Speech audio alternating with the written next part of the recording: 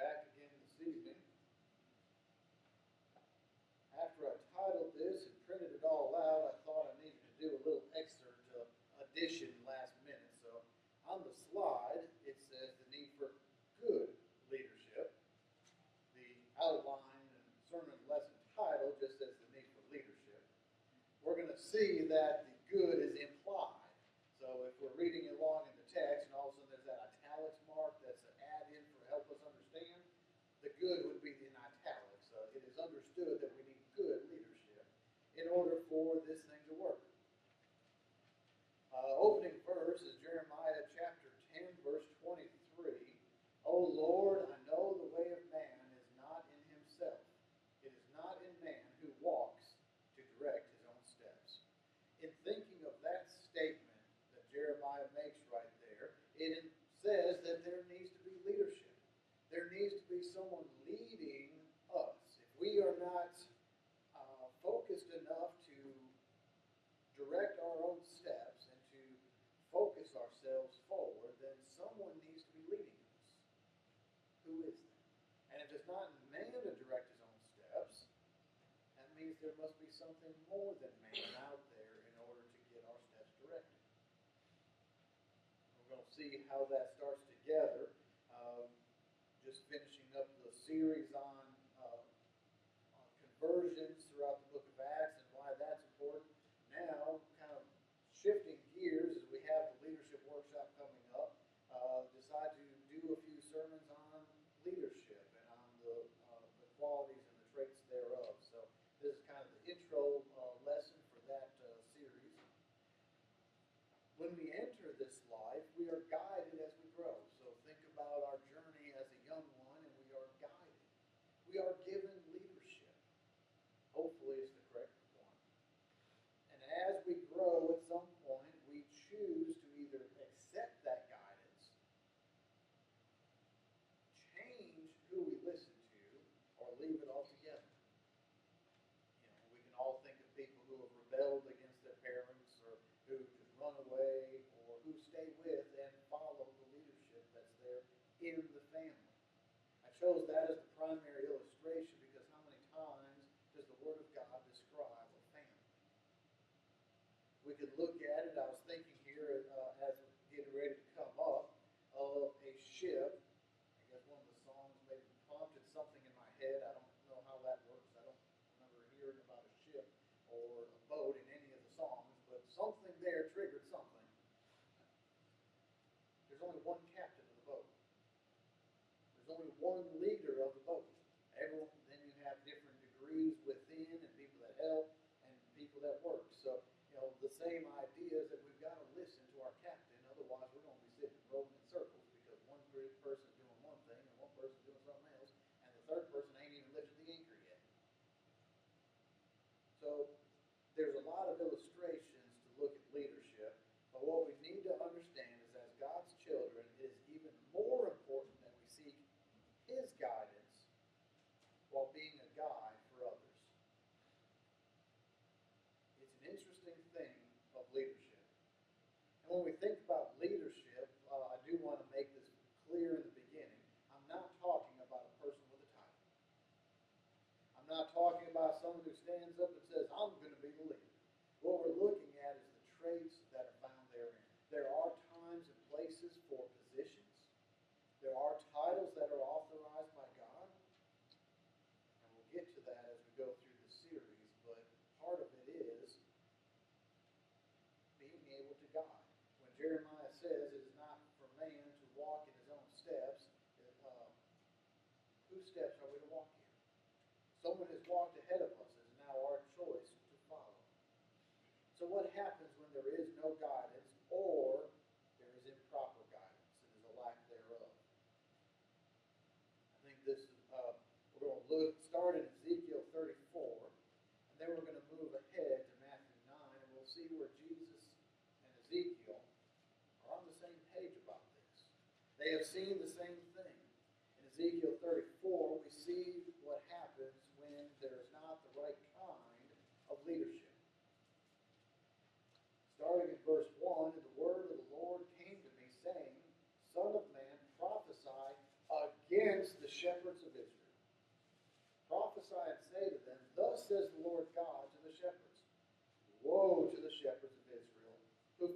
themselves. Should not the shepherds feed the flocks?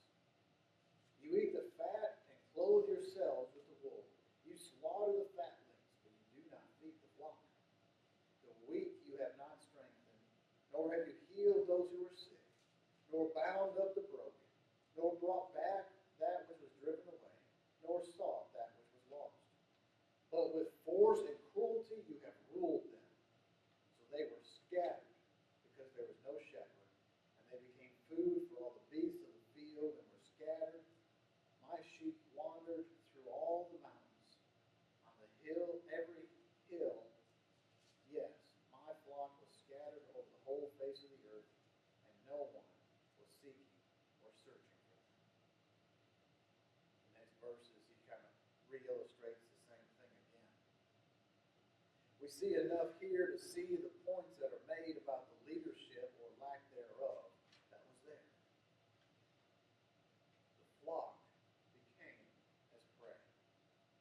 They were food for every beast. We saw that up above. We also see it again in verse 8 again. Why? If you are a leader, then the idea is to keep the flock together. It is to be able to strengthen the flock as an overall. When we look at this idea of shepherds and sheep, it comes to my mind that, today's day and time, they tell you if you can't fall asleep, count sheep. I'm glad that doesn't work for everybody, because that would be very bad for the shepherds. How many sheep do I have? And they fall asleep. You're supposed to stay awake to watch them. Your job is to watch the sheep. Keep them together. Keep them fed. Allow them to grow. But yet they're taking advantage of them, if they even care about them at all. They have become prey. So if you're not looking after those who you're supposed to be leading, who is? The wolves. And the wolves are looking after themselves. Instead of being able to take care of them, only those in power received the needed items, and so many went without. Notice how it starts off here in verse 2. At the end of that, it says, "Who feed the shepherds of Israel who feed themselves? Shouldn't they not feed the flocks?" We still see this today. We've seen it throughout all of history, and I don't expect it to change through the end of the age, just because the nature of people is that we have those who have, and we have those who have not. And some people believe that that is the socioeconomic scale. That is just what it is. If I have, then I have. It's mine. I worked for it, or I got it however I got it. Why should I share it with anyone else? And that is what God is pointing out. You have to use as the benefit for the whole flock, and you're not doing it. And they're being told about this right here. It's very interesting as I looked through this and studied it and highlighted out certain elements. They were supposed to be taking care of the flock, but instead they did not feed them. The weak were not taken care of. The sick were not taken care of. The broken were not helped. They were driven away and not brought back. They were lost and not found. That doesn't sound like an effective leader. That sounds like all the traits that are against it, but because their bellies are fat and the clothes are nice, they feel like they are good. Just because a leader looks good doesn't mean he is good. We look at this right here and we see that that is the exact case. Instead of being one, they all became scattered because of the lack of leadership and guidance. The problem is, once they find out that they are lacking in leadership, they are too late to correct it because the flock is already fully scattered. Jesus sees the answer. He sees the solution in Matthew chapter 9 that we read about here when Jesus identifies that very thing that Ezekiel talked about. effect that lack of leadership has on the people. Starting in 35 of Matthew chapter 9, then Jesus went about all the cities and villages, teaching in their synagogues, preaching the gospel of the kingdom, and healing every sickness and every disease among the people. What happened to the flock when they were neglected? They spread out. They were sick. They were hurt. They were injured. They were having all these issues. What is Jesus doing? Giving attention to all those critical areas. And in verse 36, but when he saw the multitudes, he was moved with compassion for them because they were weary and scattered like sheep having no shepherd.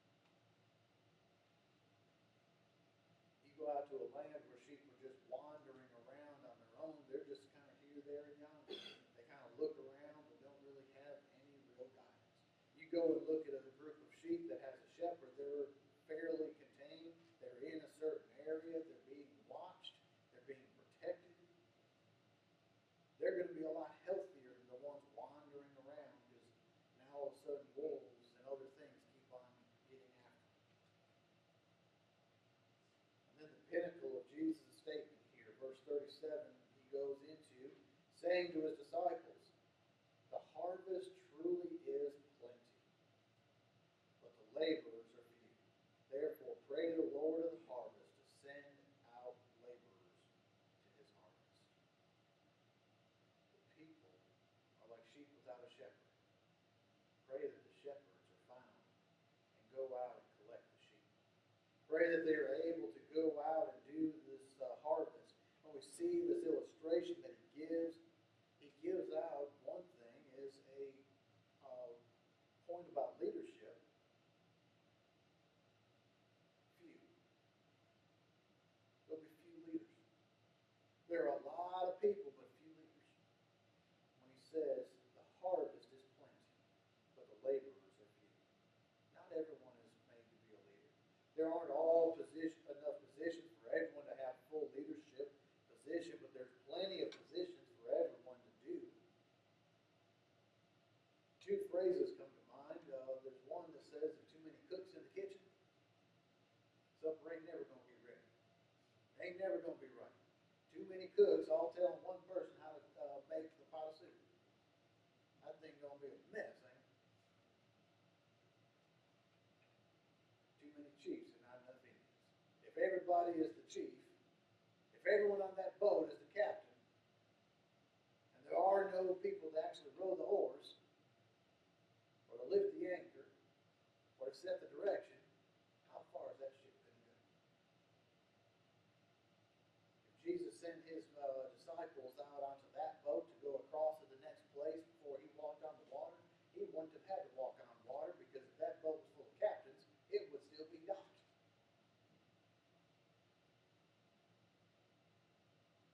Sometimes we have to remember it's not about everybody having a position, but it is about everybody doing what we need to do in the positions that we have. Harvest is plenty, laborers are few. Not all will be in leadership. There is a need for leaders to make sure the work is done and done correctly, done with a focus, done with the mindset that it's not a man to guide his own steps, but we must be following God appropriately. And there are specific tasks. When he talks about this, about the harvest, there are a lot of specific tasks that must happen for a harvest to happen. Before the harvest can happen, everything needs to be planted. It needs to be fertilized. It needs to be tended to. It needs to be weeded. It needs to be, there's a lot of tasks to do. He also talks about being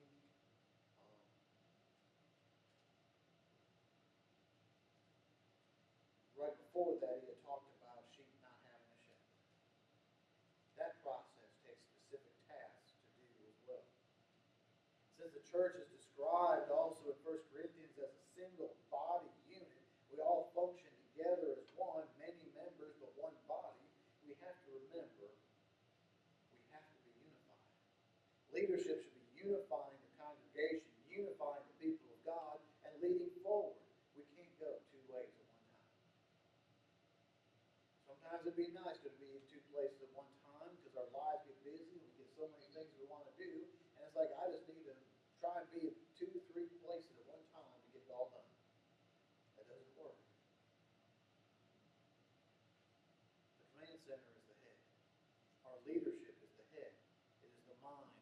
our own bodies don't function without the brain.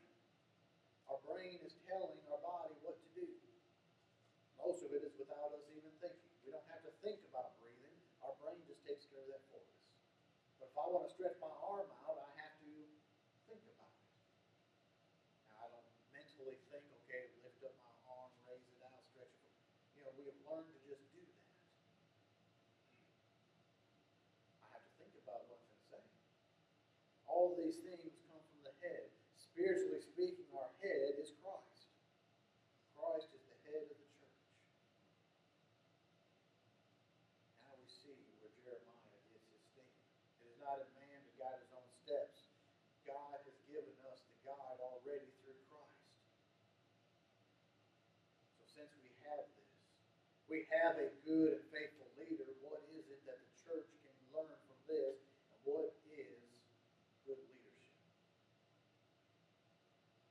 In order for leadership to be good, it must be ordained by God. We must follow God's plan. And that is what we will look at over this series, but God has set forth paths that must be done to support the church. Some of the verses that are down here point to the areas that talk about certain people are given to elders, some to deacons, some to prophets, some to healing, some of those are still today, some of them are not. But we see that there are different positions, there are different avenues that we can lead, different avenues that we can reach out. And we have to remember, it's not about the power. It's not about, oh, I have a position. It is not about that at all. As we turn to Peter 5, the first 5 verses, we are reminded position of power is not the reason. It's actually a task taken willingly and with humility. We ought to be growing in order for a leader to happen. It's not your first day as a Christian, congratulations, now go lead. No, there is a process of learning. There is a reason for becoming a leader. Sometimes it is, it's a fine line that I kind of think about. Because it says that one must be willing or seek after. If one seeks after the eldership, he seeks a good thing. But that is not in our minds, oh, he's looking for that. He wants to be that. Why? Is it for this reason right here? What it should be is that if I desire that position, it should be because I desire to serve God, not to rule over someone else. In 1 Peter chapter 5, beginning, the elders who are among you, I exhort. I, who am a fellow elder and a witness of the suffering of Christ, and also a partaker of the glory that will be revealed.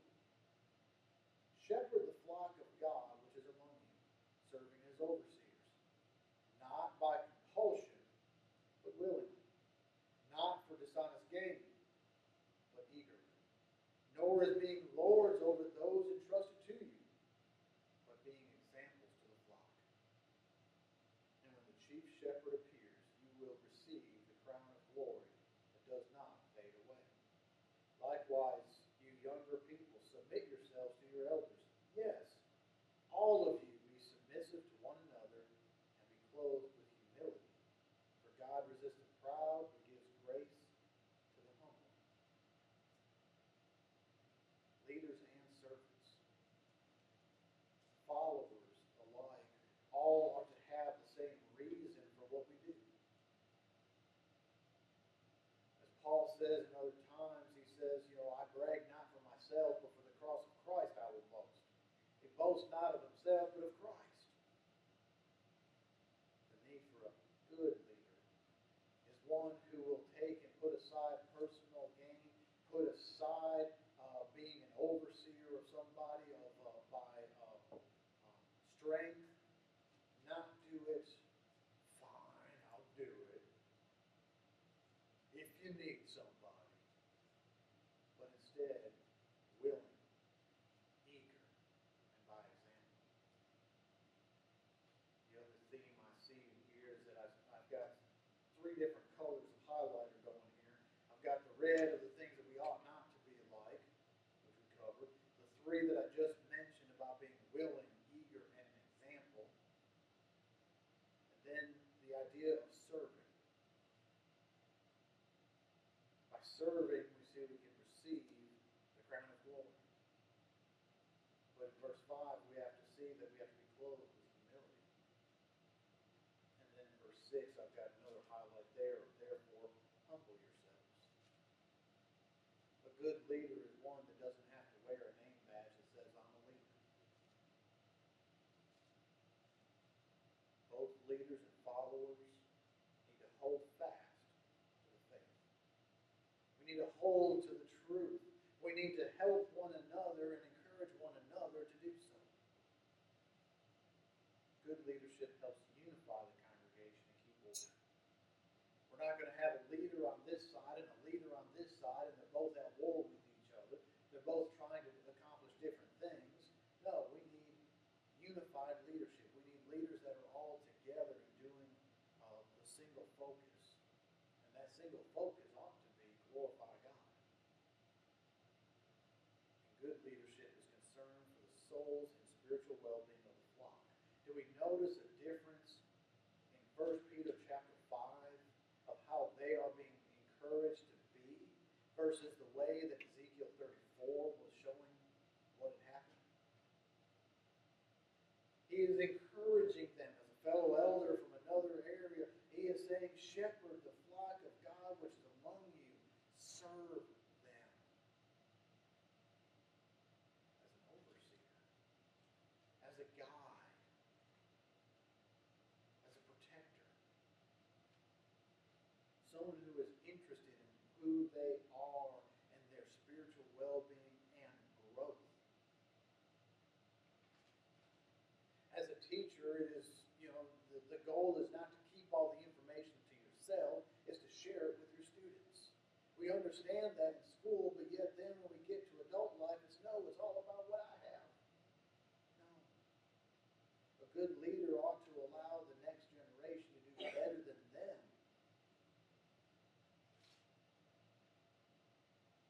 Do we make sure that our leadership is thoughtful of this? Paul is, he's writing to them and telling them, as a fellow elder, serve the others with great character, with the character of Christ. Future lessons in the series will focus on different positions of leadership authorized in the Bible and responsibilities of us to follow them. Leadership should never be forced upon someone. It must be accepted with humility and willingness to grow and develop the talents. Just like we saw, we can look at the parable of the talents. We had three different people, a 1, a 2, and a 5. They were each given different amounts. There are some people that are further along than others. It may take someone less time to develop their talents, but when they turned it back in, we saw growth. A person is not elected or nominated or looked upon as a leader because they're already perfect or already attained such a high rating. They are allowed time to grow as well. But they should not be a novice. We'll see that in a little bit too as we look through the lessons. If someone who has some experience, the ideal for the Lord's church is to have elders to shepherd over and oversee the congregation. At one time, this congregation had eldership. We no longer do at this time. Doesn't mean we don't have leaders that are helping lead the congregation. We don't have leaders that are leading the congregation. We have leadership. It's just not in the full biblical sense. That is not unbiblical because when they were going around in Acts and teaching the gospel, they were establishing congregations in these cities, and then a few years later, they went back around again appointing elders over them. They had a local leadership. The goal should be that as Christians, we are continuing daily to grow and enhance ourselves, that by the time that we get there, to that point, we should have people qualified to be leaders. That goes back to this morning's lesson. Personal accountability. Are we growing in Christ, in knowledge,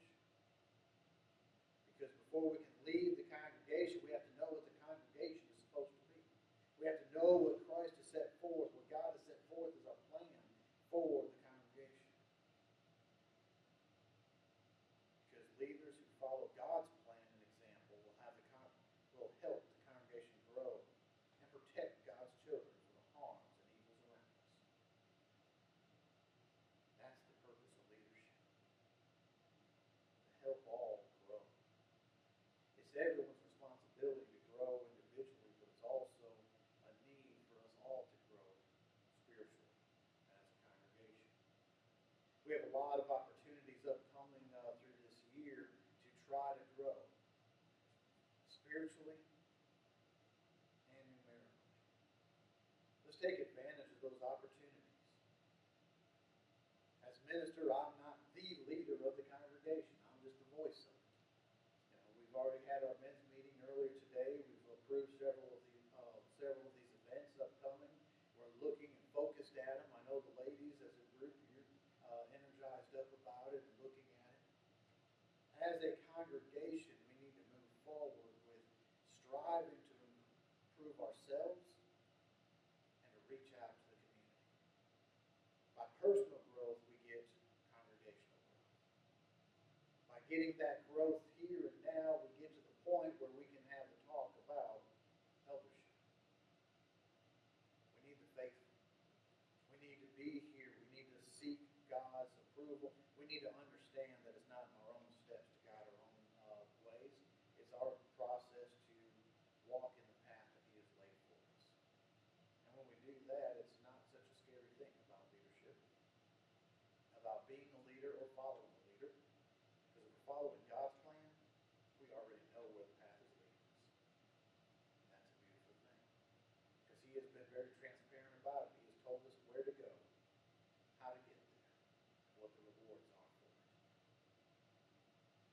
Let's seek out those good leadership qualities that we're going to start studying about within ourselves. Because every leadership quality